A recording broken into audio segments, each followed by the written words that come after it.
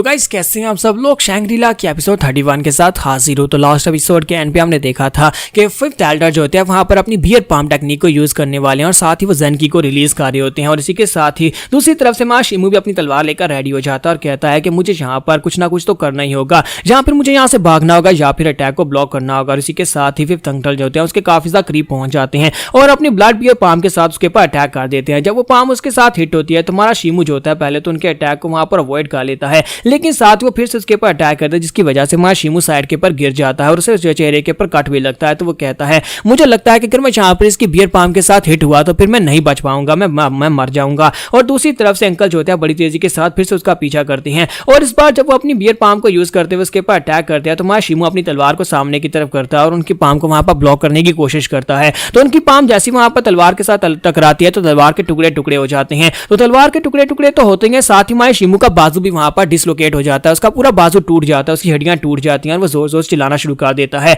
और वो उड़ता हुआ काफी दूर पीछे जाकर गिर रहा होता है। किसी के साथ फिफ्थ अंकल फिर से उसके करीब पहुंच जाते हैं और करीब पहुंचने के बाद फिर से बियर पाम के साथ उसके ऊपर अटैक करते हैं। इस बार वो उसकी चेस्ट के ऊपर अटैक करते हैं, लेकिन जब वो चेस्ट के ऊपर अटैक करने लगते हैं इसी के साथ हमारा शिमू फिर से अपनी उसी वायर वाली टेक्निक को यूज करता है और वहां पर बारीक थ्रेड के साथ अपनी तलवार को कंट्रोल करते हुए उनके हाथ के अंदर दंसा देता है। तो वो तलवार जो होती है उनके हाथ के अंदर जब दंस जाती है तो अंकल कहता है कि तुम्हें क्या लगता है कि तुम इन छोटी मोटी ट्रिक्स के साथ मुझे हरा सकते हो? ये छोटी मोटी ट्रिक्स हो जाकर किसी बच्चे के सामने अप्लाई करना, मेरे सामने ये कुछ भी नहीं कर सकती। और इसी के साथ वो दूसरे हाथ के साथ अपनी बियर पाम को यूज करते हुए उसके ऊपर अटैक कर देते हैं। इस बार जो पाम होती है वो सीधी जाकर उसकी चेस्ट के साथ हिट होती है और वहां पर एक जबरदस्त ब्लास्ट होता है और इसी ब्लास्ट के साथ दिखाता है कि शिमू ग्राउंड के ऊपर गिरा पड़ा होता है। मिस ड्यूस के लिए काफी ज्यादा अफसुर्दा होती है क्योंकि उसे देखकर लग रहा होता है कि शिमू यहाँ पर बच नहीं पाएगा। तो अंकल जो होते हैं वहां पर उसको नीचे गिराने के बाद अपने हाथ के अंदर से उस ब्लेड को बाहर निकालते हैं और कहते हैं कि मैं यहाँ पर अब इस सब को खत्म करने वाला हूँ, तुम्हारे मरने का वक्त आ चुका है। और इसी के साथ अंकल जो होते हैं फिर से बियर पाम को यूज करने लगे हैं, लेकिन उससे पहले वो अपना पाँव उठाते हैं और उसकी चेस्ट के ऊपर दे मारते हैं। जब वो पाँव उसकी चेस्ट के ऊपर दे मारते हैं तो उसके मुंह से ब्लड निकलना शुरू हो जाता है और दूसरी तरफ से मिस ड्यू वहां पर रो रही होती है और इसी के साथ ही वो अपने पास को याद करती है कि उसके डैड ने मरने से पहले यहाँ पर शिमू के हाथ में उसका हाथ दिया था और साथ ही हमारे शिमू ने कितनी बार उसकी जान बचाई है। तो ये बात सुनने के बाद वो जल्दी सोचने के बाद वो जल्दी से भागती हुई शिमू के पास चली जाती है और जाकर उसके पास बैठकर रोना शुरू कर देती है। जब वो वहां पर रो रही होती है तो जैसा कि आपको पहले पता होगा ज़ोंबी वाली एपिसोड में भी वहां पर उसने चीख मारी थी, इसकी वजह से उसकी साउंड वेव्स निकली थी और यहाँ पर भी वो चीख मारती है और ये भी उसकी एक मार्शल आर्ट्स होती है। जैसे वहां पर चीख मारती है जबरदस्त साउंड वेव्स निकलती हैं, इतनी पावरफुल साउंड वेव्स होती है कि फिफ्थ अंकल भी उसके सामने टिक नहीं पाते, वो उड़ते हुए पीछे जाकर एक पेड़ के साथ टकराते हैं, लेकिन साथ ही वो फिर से आगे की तरफ बढ़ना स्टार्ट करते हैं और कहते हैं तो इस लड़की के पास भी यहाँ पर ब्लड लाइन की पावर है और इस लड़की की ब्लड लाइन की पावर मुझे लगता है काफी ज्यादा स्पेशल है। चाहे कुछ भी हो जाए ये लड़की को भी यहाँ पर मरना होगा क्योंकि ये भी उस वक्त जिंटियान के मरने के वक्त वहां पर थी। और वो अपनी बियर पाम को यूज करते हुए आगे की तरफ बढ़ना स्टार्ट करते हैं। वो उस ओरा के खिलाफ वहां पर आगे की तरफ बढ़े होते हैं जहां पर हमारी मिस ड्यू अभी भी वहां पर चिल्ला रही होती है और उसकी साउंड वेव्स अभी वहां पर निकल रही होती हैं, लेकिन वो साउंड वेव्स को चीरते हुए आगे की तरफ बढ़े होते हैं। जबकि शिमू चिल्लाकर उसे कहता है मिस ड्यू वहां पर से दूर हटो।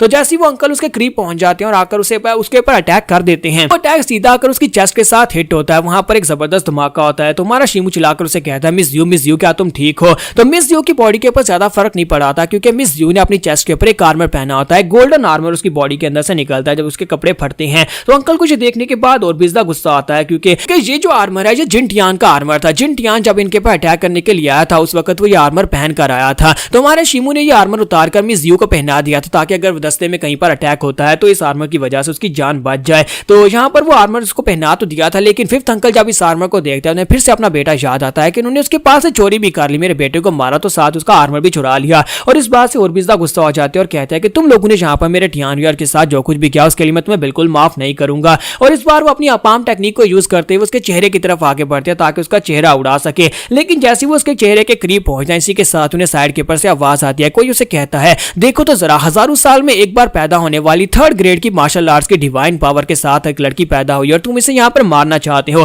क्या तुम्हें नहीं पता कि ये ब्लड लाइन की पावर बहुत ज्यादा रेयर है और अगर तुम यहाँ पर इसको वाकई में मारना चाहते हो तो फिर तुम्हें यहाँ पर पहले मरना होगा। यहाँ पर जो लड़की अपीयर होती है वो अपनी पावर्स को यूज करती है जिसकी वजह से वहां पर से नीचे से काफी सारी आइस निकलती है और फिफ्थ अंकल की पूरी बॉडी वहां पर आइस के अंदर कवर हो जाती है। फिफ्थ अंकल जो होते हैं वहां पर एक झटका भी नहीं लगता और फिफ्थ अंकल वहीं पर मर जाते हैं आइस के अंदर कवर होकर। शिमू भी इस बात से बहुत ज्यादा हैरान होता है। तो वहां पर वाकई में एक लड़की होती है जो कि वहां पर सामने खड़ी होती है और इसी के साथ ही मिस ड्यू भी उसकी तरफ देख रही होती है कि अब यहाँ पर कौन बनाया तो वो लड़की अपना मास्क उतारती है और उनकी तरफ देखती है। वो दोनों बच्चों की तरफ देखती है कि उनकी हालत काफी ज्यादा खराब होती है, लेकिन सबसे पहले वो मिस यू की तरफ आके बढ़ती है और उसे कहती है क्या तुम ठीक हो? तो मिस यू से कहती है कि हाँ मैं ठीक हूँ। फिर साथ ही उसे कहती है कि लड़की मुझे अपना नाम बताओ, मुझे ये बताओ कि हाइश ये लोग तुम्हारा पीछा क्यों कर रहे हैं, लोगों ने तुम्हारे पर अटैक क्यों किया? तो मिस यू से सारी बात बताती है। उसे कहती है मेरा नाम ज्यू जोंग है, मैं और ब्रदर शी हम दोनों फैंग सिटी में रहते थे। वहां पर इनके बेटे ने हमें ऑफेंड किया जिसकी वजह से वहां पर फाइटिंग के दौरान वो मर गया और इसी वजह से ये लोग हमारा पीछा कर रहे हैं। ये बात सुनने के बाद वो लड़की उसे कहती है तो इसका मतलब यह है कि ये छोटे से गांव का एक छोटा सा मसला है, तुम्हारा फैंग सिटी तो बस एक छोटा सा गांव है और वहां के छोटे से मार्शल आर्टिस्ट तुम्हारा क्या ही बिगाड़ लेंगे जब मैं यहाँ पर तुम्हारे पास हूँ।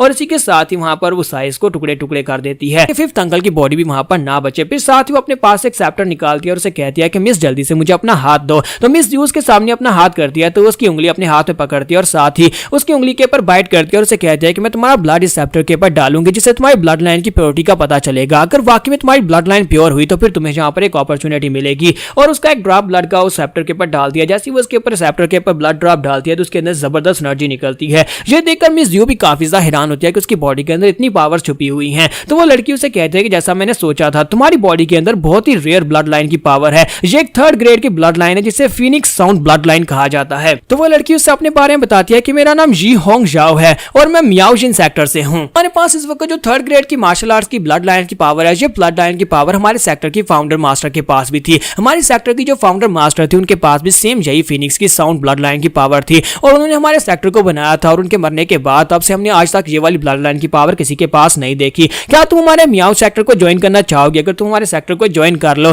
तो फिर हमें यहाँ पर फिर से फाउंडर वाली वही पावर मिल जाएंगी। कि हमारा शिमू जो होता है उसके सेक्टर का नाम सुनने के बाद कहता है क्या तुम यहाँ पर हमारे पूरे कॉन्टिनेंट के 3 सबसे बड़े सेक्टर्स हैं, उन सेक्टर्स में से एक की बात कर रही हो? हमारे की किंगडम में सबसे बड़े 3 सेक्टर्स हैं, में एक मियाओजिन सेक्टर भी है। तो मिस होंग उसे कहती है कि क्या तुम्हें हमारे सेक्टर के बारे में पता है? तो वो कहता है हाँ मुझे तुम्हारे सेक्टर के बारे में पता है। मास्टर ली ने मुझे एक बार बताया था कि हमारी की किंगडम में 3 बड़े सेक्टर्स हैं, उन 3 बड़े सेक्टर्स में से मियाओजिन सेक्टर भी एक सेक्टर है। और जहाँ पर ये सेक्टर्स बहुत ज्यादा पावरफुल है, इतने पावरफुल है कि बाकी की सभी मार्शल अकेडमीज तो उनके सामने कुछ भी नहीं है। ये इतने बड़े सेक्टर्स हैं कि सभी मार्शल आर्टिस्ट यानी हाई लेवल के जितने मार्शल आर्टिस्ट होते हैं वो सारे के सारे इन सेक्टर्स को ज्वाइन करने का सपना देखते हैं। शिमू कहता है कि इसी वजह से तुम यहाँ पर 5th लॉर्ड को इतनी आसानी से हरा पाई हो। तो शिमू से पूछता है कि मुझे बताओ क्या तुम एक एम्परर लेवल की वॉरियर हो? तो वो उसे कहती है कि हाँ मैं यहाँ पर एक एम्परर लेवल की वॉरियर हूँ, लेकिन अर्ली स्टेजेस में, मैं अभी यहाँ पर मिड लेवल तक भी नहीं पहुंच पाई। इसी के साथ ही वो जोंगसू से कहती है कि मेरी बात सुनो, क्या तुम यहाँ पर हमारी इस अकेडमी को ज्वाइन करना चाहते हो? मैंने तुम्हें पहले भी पूछा है, हमारी अकेडमी में तुम्हारे लिए बहुत सारी मार्शल आर्ट्स की टेक्निक्स हैं जो सिर्फ और सिर्फ तुम्हारे लिए हैं,